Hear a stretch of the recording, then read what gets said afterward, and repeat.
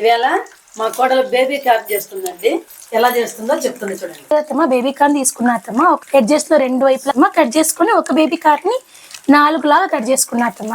ఇదిగోండి ఈ size pieces cut చేసుకున్న అత్తమ్మ. ఇందులో సరిపడా 1 స్పూన్ ఉప్పు, రుచికి సరిపడా కారం వేసుకున్న అత్తమ్మ. కొంచెం అల్లం వెల్లిపాయ పేస్ట్ వేసుకున్నాను. 1 స్పూన్ కార్న్ ఫ్లోర్, 1 స్పూన్ మైదా వేసుకున్నాను అత్తమ్మ. ఇవన్నీ వాటర్ ఏమి లేదత్తమ్మ, ఇందులో నుంచే తడంతా వచ్చేసింది. కోట్ అయిన తర్వాత వేడి నూనెలో వేసేసుకుంటాను.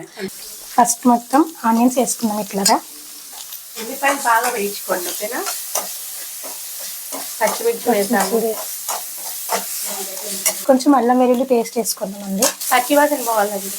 సోయా సాస్ వేసుకున్నామండి. ఒక 2 స్పూన్స్ వేసుకున్నాను. ఇది రెడ్ చిల్లీ సాస్, ఇది గ్రీన్ చిల్లీ సాస్ అండి కొంచెం.